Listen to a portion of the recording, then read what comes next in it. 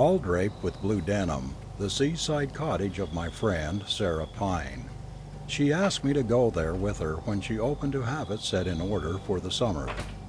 She confessed she felt a trifle nervous at the idea of entering it alone, and I'm always ready for an excursion.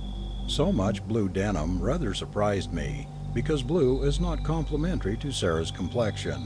She always wears some shade of red by preference. She perceived my wonder. She is very nearsighted and therefore sees everything by some sort of sixth sense. "You do not like my portieres and curtains and table covers," she said. "Neither do I, but I did it to accommodate. And now he rests well in his grave, I hope." "Whose grave, for pity's sake?" "Mr. J. Billington Price's." "And who is he? He doesn't sound interesting." "Then I will tell you about him," said Sarah, taking a seat directly in front of one of those curtains. "Last autumn I was leaving this place for New York, traveling on the fast express train known as the Flying Yankee. Of course, I thought of the Flying Dutchman and Wagner's musical setting of the uncanny legend, and how different things are in these days of steam, etc. Then I looked out of the window at the landscape, the horizon that seemed to wheel in a great curve as the train sped on. Every now and then I had an impression at the tail of the eye that a man was sitting in a chair 3 or 4 numbers in front of me on the opposite side of the car. Each time that I saw this shape I looked at the chair and ascertained that it was unoccupied. But it was an odd trick of vision. I raised my lorgnette, and the chair showed emptier than before. There was nobody in it, certainly. But the more I knew that it was vacant, the more plainly I saw the man, always with the corner of my eye. It made me nervous. When passengers entered the car, I dreaded lest they might take that seat. What would happen if they should? A bag was put in the chair. That made me uncomfortable. The bag was removed at the next station. Then a baby was placed in the seat. It began to laugh as though someone had gently tickled it. There was something odd about that chair. 13 was its number. When I looked away from it, the impression was strong upon me that some person sitting there was watching me. Really, it would not do to humor such fancies. So I touched the electric button, asked the porter to bring me a table, and taking from my bag a pack of cards, proceeded to divert myself with a game of patience. I was puzzling where to put a 7 of spades. "Where can it go?" I murmured to myself.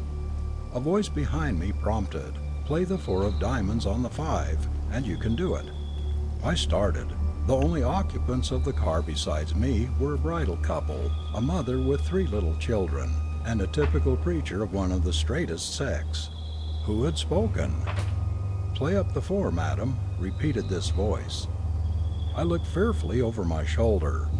At first I saw a bluish cloud, like cigar smoke, but inodorous. Then the vision cleared, and I saw a young man whom I knew by a subtle intuition to be the occupant, seen and not seen, of chair number 13.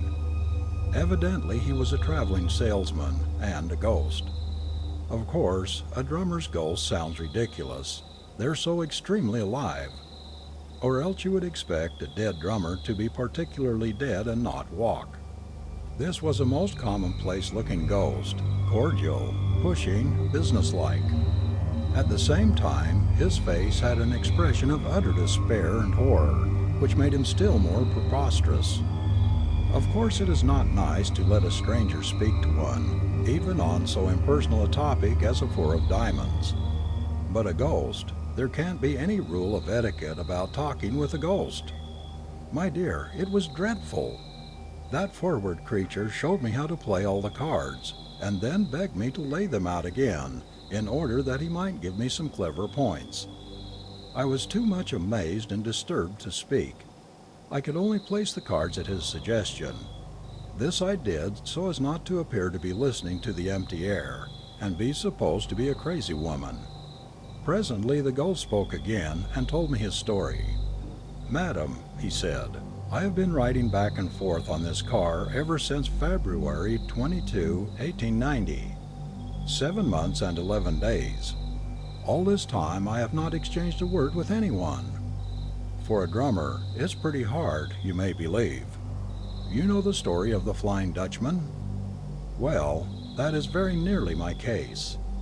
A curse is upon me and will not be removed until some kind soul. But I'm getting ahead of my text. That day there were 4 of us, traveling for different houses. One of the boys was in wool, one in baking powder, one in boots and shoes, and myself in cotton goods. We met on the road, took seats together, and fell into talking shop. Those fellows told big lies about their sales, Washington's birthday though it was. The baking powder man raised the amount of the bills of goods which he had sold better than a whole can of his stuff could have done.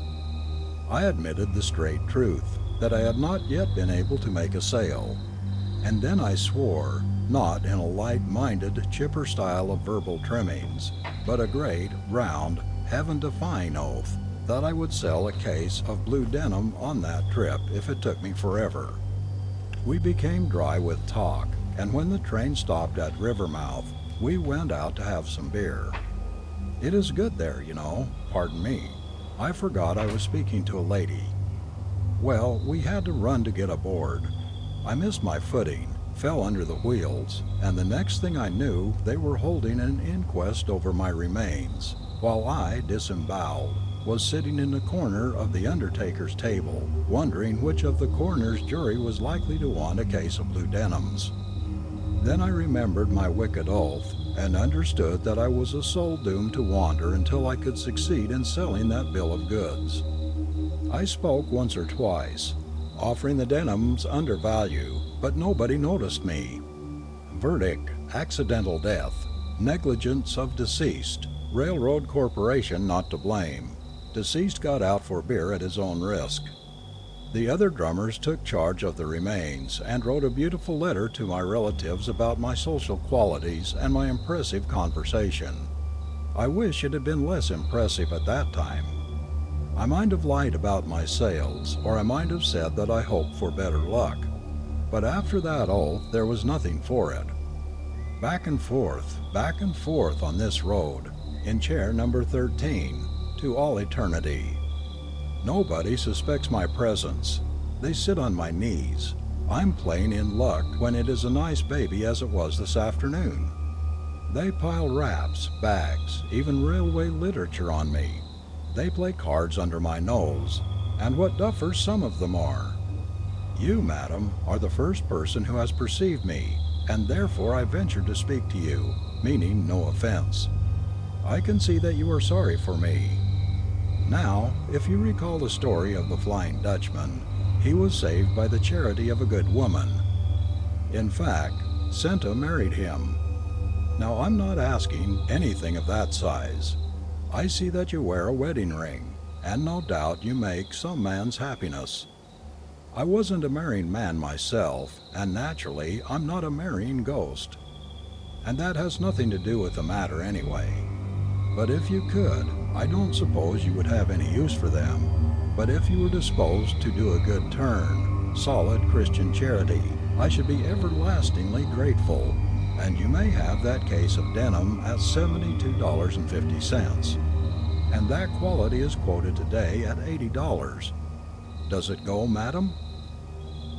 The speech of the poor ghost was not very eloquent, but his eyes had an intense, eager glare, which was terrible. Something, pity, fear, I do not know what, compelled me. I decided to do without that white and gold evening cloak. Instead, I gave $72.50 to the ghost and took from him a receipt for the sum, signed J. Billington Price. Then he smiled contentedly, thanked me with emotion, and returned to chair number 13. Several times on the journey, although I did not perceive him again, I felt dazed. When the train arrived at New York, and I, with the other passengers, dismounted, it seemed to me that a strong hand passed under my elbow, steadying me down the steps. As I walked the length of the station, my bag, not heavy at any time, appeared to become weightless. I believe that the parlor car ghost walked beside me, carrying the bag, whose handle still remained in my other hand. Indeed, once or twice I thought I felt the touch of cold fingers against mine. Since then I have no reason to suppose that the poor ghost is not at rest. I hope he is. But I never expected nor wished for the blue denims. The next day, however, a dray belonging to a great wholesale house backed up to our door and delivered a case of denims, with a receipted bill for the same. What was I to do? I could not go about selling blue denims. I could not give them away without exciting comment. So I furnished the cottage with them. And you know the effect on my complexion. Pity me, dear, and credit me, frivolous woman as I am, with having saved a soul at the expense of my own vanity. My story is told. What do you think about it?